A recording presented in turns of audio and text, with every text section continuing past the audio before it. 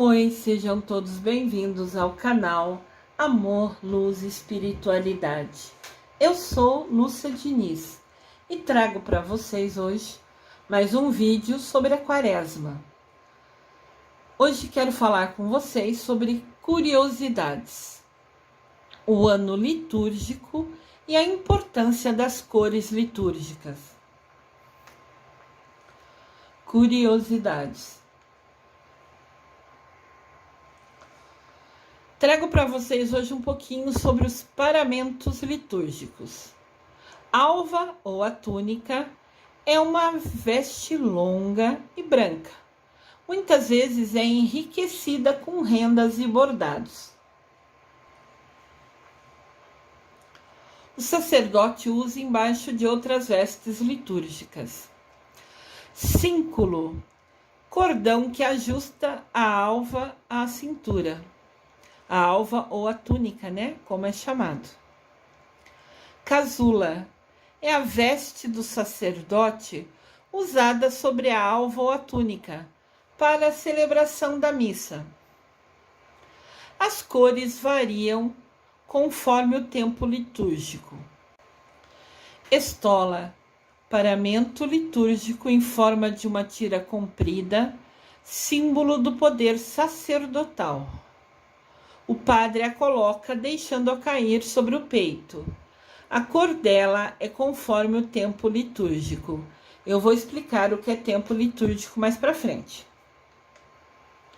Aqui tem uma alva ou túnica, né? Cores litúrgicas. Que cores são usadas em cada momento? A cor branca é usada na Páscoa, no Natal, nas festas do Senhor, nas festas da Nossa Senhora e dos Santos, exceto os mártires. Ela simboliza alegria, ressurreição, vitória e pureza.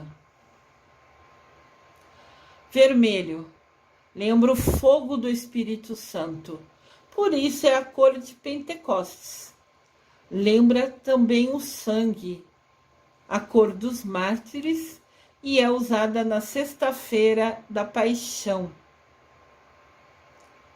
O verde usa-se nos domingos do tempo comum e nos dias feriais do TC, do tempo litúrgico, né? Está ligado ao crescimento e à esperança.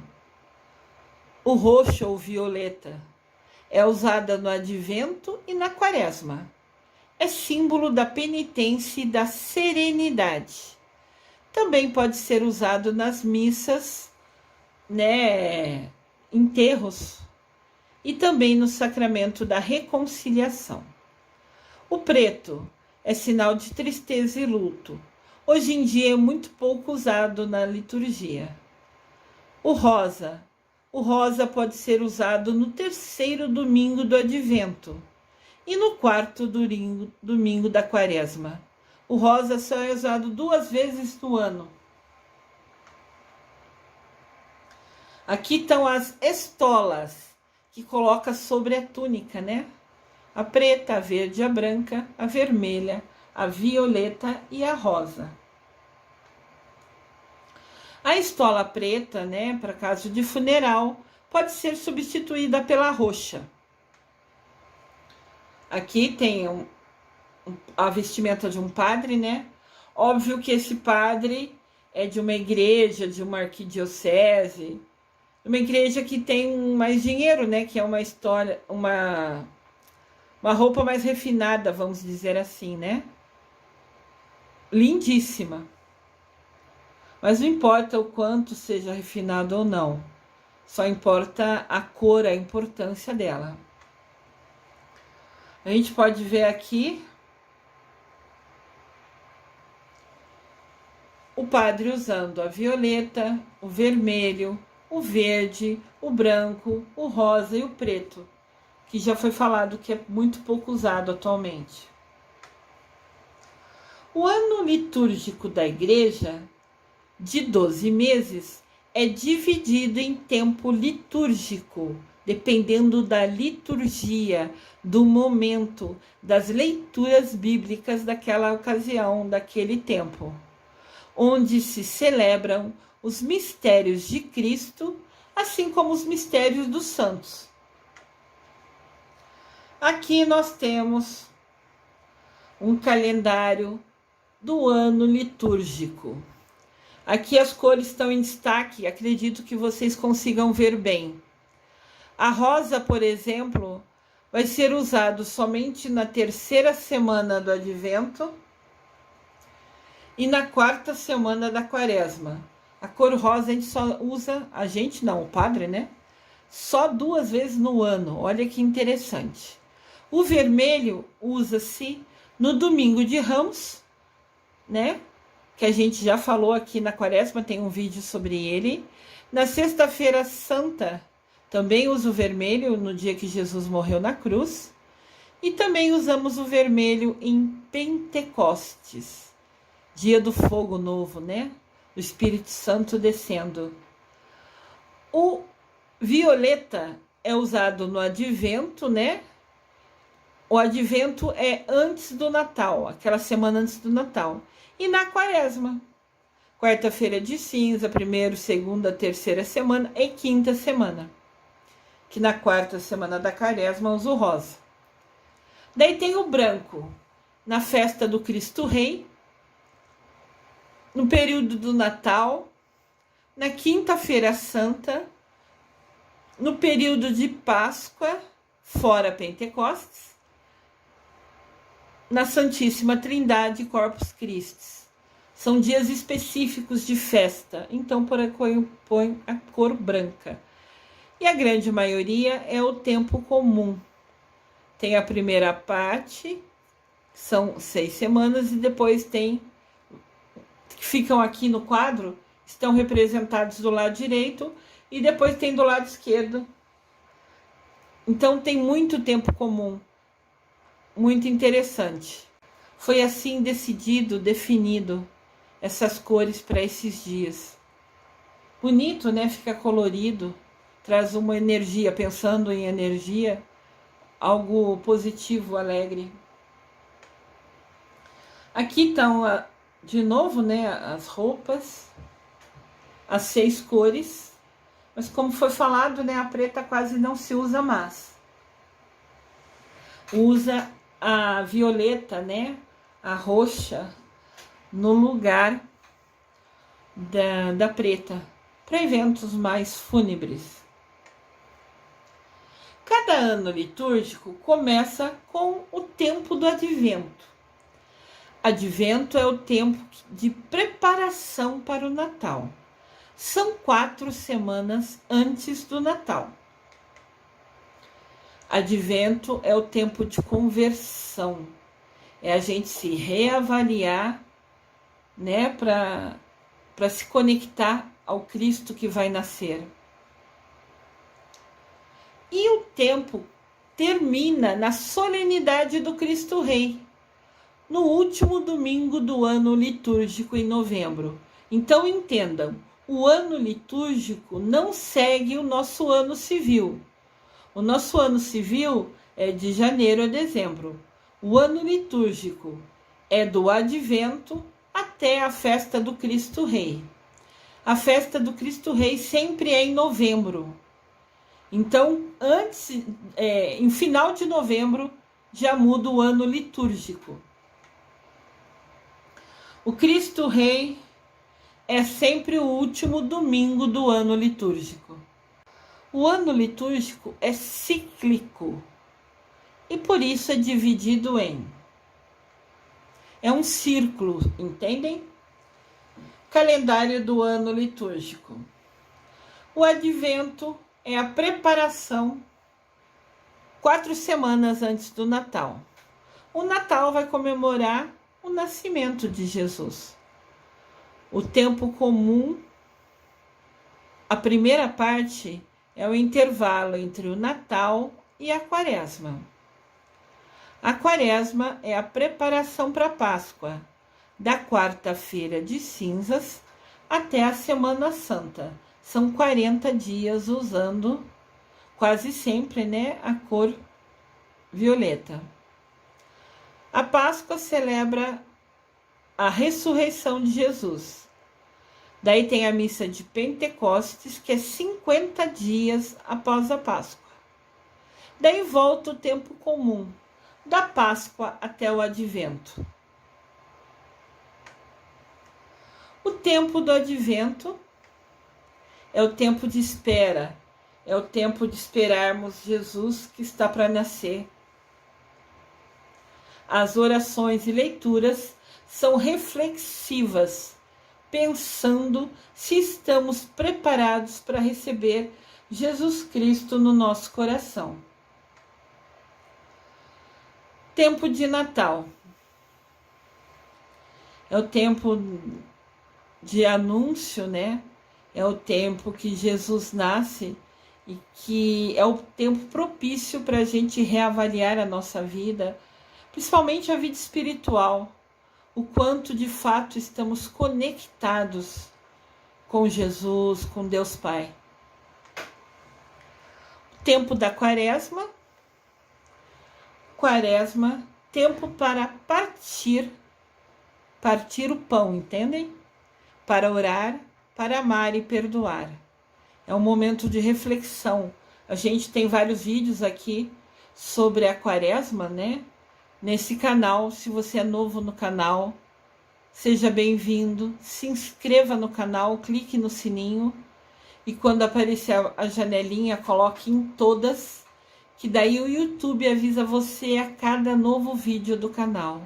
Nós temos no canal vídeo todo santo dia, com as mensagens diárias, embasadas no livro de São José, para guiar o nosso dia, para nos fazer refletir e cada vez mais nos aproximarmos dele, né? E também cliquem no polegar para cima, curtam todos os vídeos que vocês assistirem. Quanto mais pessoas inscritas e mais curtidos vídeos, o YouTube nos permite, nos libera mais espaço para sempre trazer vídeos novos. Então, Quaresma é o tempo de partir o pão, de compartilhar com o nosso próximo, de rezar, de amar e perdoar. O tempo da Páscoa. Páscoa é o tempo de transformação. É quando Jesus ressuscita, se mostra mais ainda forte e poderoso. E nós escolhemos nesse momento estar ou não próximos a Ele.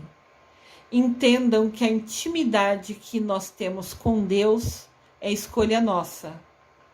O quanto nós somos próximos e íntimos a Deus somente depende das nossas ações, das nossas atitudes diárias.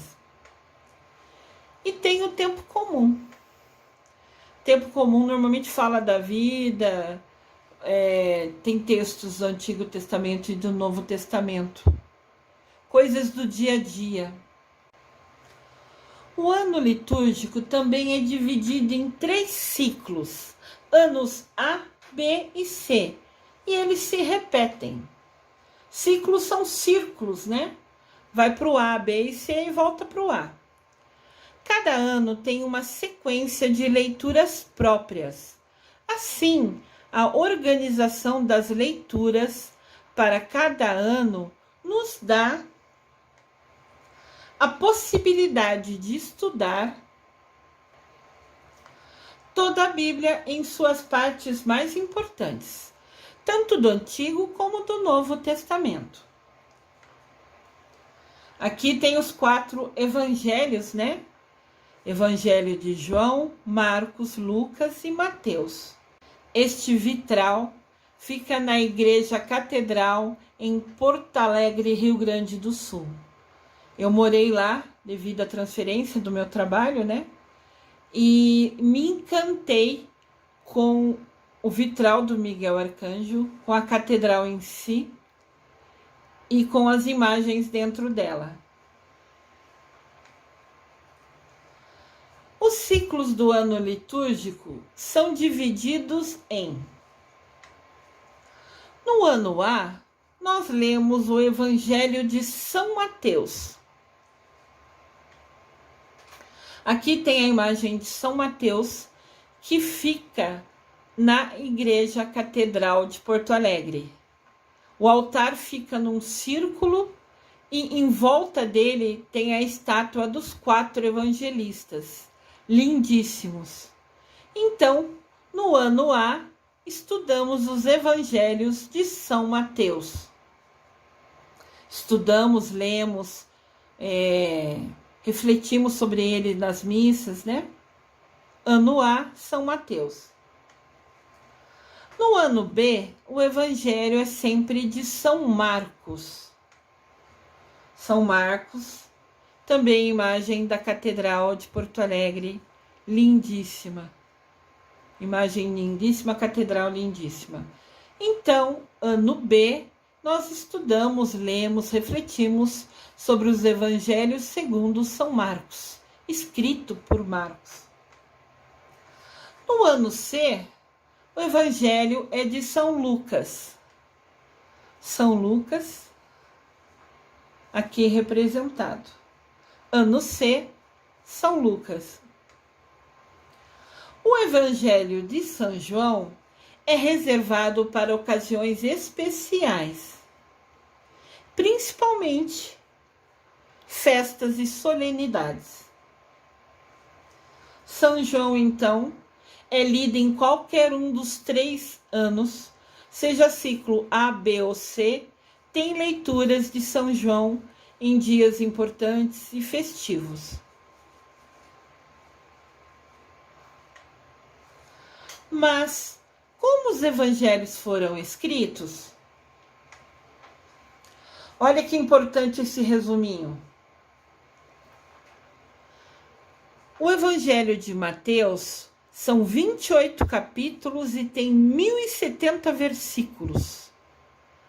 Ele foi testemunha. São Mateus, né, vivenciou próximo a Jesus. O público dele, quando ele escreveu, ele tinha em foco escrever para os judeus. São Mateus chama o Evangelho de Mateus, fala de Jesus chamando ele de rei e Messias dos judeus. Então Mateus não fala Jesus, ele escreve sempre que se refere a Cristo, a rei e Messias dos judeus. Ele descende de Abraão. E o ênfase dele são nos sermões. Ele falou muitos capítulos sobre os sermões que Jesus falava, sobre tudo os testemunhos que Jesus dava. Já São Marcos, o Evangelho de Marcos, tem 16 capítulos e 678 versículos. Uau, né? São Marcos escreveu o Evangelho seguindo tudo que ouviu do discípulo Pedro. Pedro conversou com Marcos, contando todas as histórias que o Pedro vivenciou ao lado de Jesus. Então, São Marcos escreveu o Evangelho, seguindo tudo que ouviu de São Pedro, do discípulo Pedro. Marcos escreveu direcionando para os romanos o texto. Ele se refere a Jesus como servo do Senhor. Se você lê o Evangelho de Marcos, quando ele fala de Jesus, ele usa o termo servo do Senhor. Ele não tem uma genealogia direta, ele não é descendente de ninguém importante assim. Ele era uma pessoa que se dedicou, né, ficou próximo a Pedro, ouviu todas as histórias que Pedro vivenciou com Jesus e ele então escreveu o Evangelho. O ênfase, o destaque de Marcos, do Evangelho de Marcos, são os milagres. São Lucas tem 24 capítulos e 1149 versículos. São Lucas escreveu tudo o que ele ouviu da boca do discípulo Paulo. São Lucas não vivenciou ao lado de Jesus, igual Marcos. Marcos e Lucas são evangelistas, escreveram evangelhos, mas escreveram em cima das histórias que ouviram dos discípulos. Marcos escreveu em cima de tudo que ouviu do apóstolo Pedro. E Lucas escreveu sobre todas as histórias que ouviu do apóstolo Paulo. Lucas escreveu o livro dele, o Evangelho, direcionado aos gregos. Ele chama Jesus de Filho do Homem. Se você pegar o Evangelho de Lucas, ele nunca fala Jesus, ele fala o Filho do Homem. Lucas descende de Adão, ele é da linhagem de Adão. E o ênfase de Lucas é sempre nas parábolas. Os capítulos dele destacam muito sobre as parábolas.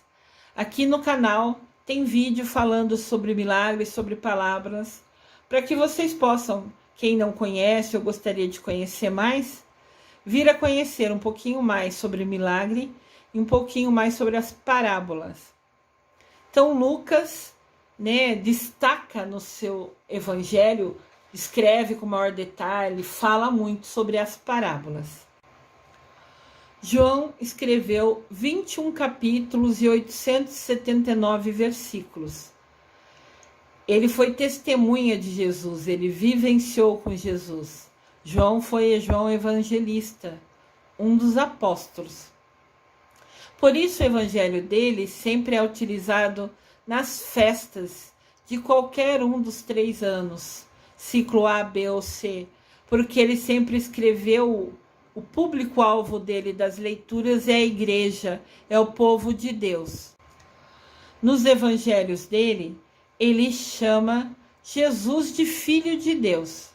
Ele não tem uma genealogia famosa, ele escolheu por si só seguir a Jesus, ser seu apóstolo. E o ênfase, o que João destaca no seu livro, nos seus evangelhos, são os diálogos. Ele fala muito dos diálogos. Então, o evangelho de Mateus é embasado na testemunha. Mateus foi apóstolo de Jesus. O evangelho de Marcos é embasado em tudo que ele ouviu do apóstolo Pedro. Todas as histórias que ele ouviu de Pedro, Marcos escreveu no evangelho dele. Lucas escreveu o evangelho dele em cima de todas as histórias do apóstolo Paulo.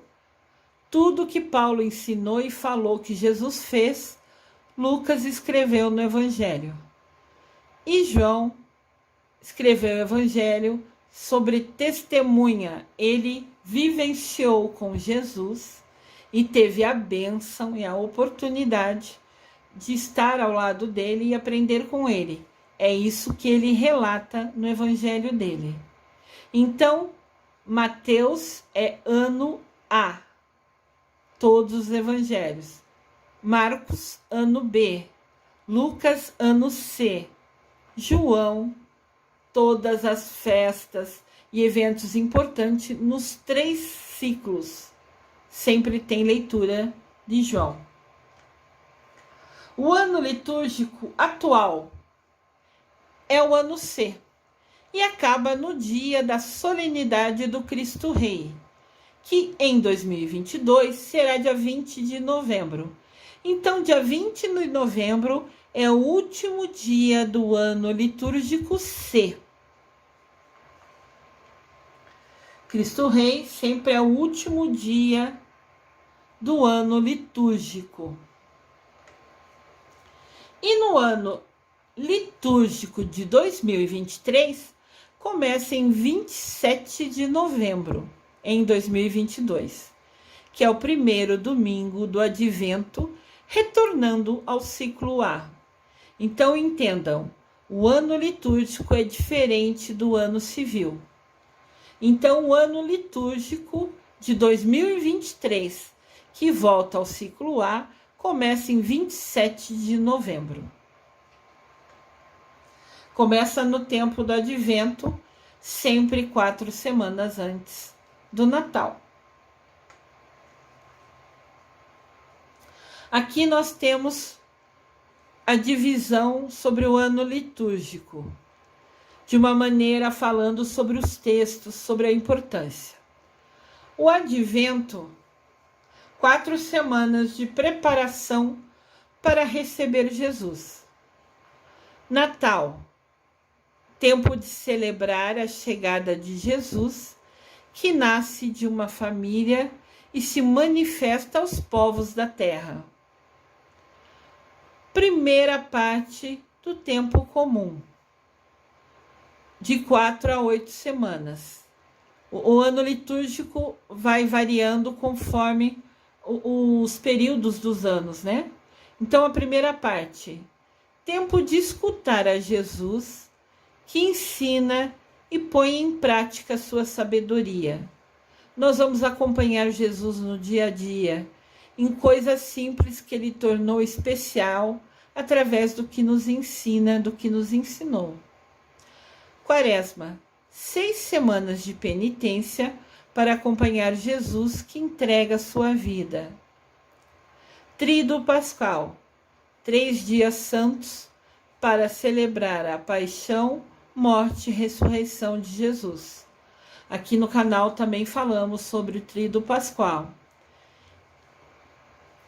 Páscoa, 50 dias de alegria por Jesus que ressuscita e envia seu Espírito.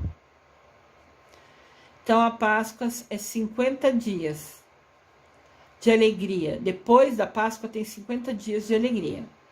Depois volta a segunda parte do tempo comum. Tempo de escutar a Jesus que ensina e põe em prática toda a sua sabedoria. O ano litúrgico nos ajuda a lembrar que Cristo deve ser o centro de nossas vidas e conduz a nossa vida, de nossa família, do nosso trabalho, se assim a gente desejar e permitir. Para que cada ano tenhamos a oportunidade de acompanhar o ponto de vista de cada um dos evangelistas, embasada nas experiências vivenciadas com Jesus Cristo, ou, 2 deles, nas experiências relatadas pelos apóstolos. Nosso Jesus Cristo amado, sempre presente naquele que escolhe permitir que ele faça parte da sua vida. Eu desejo amor e luz a todos.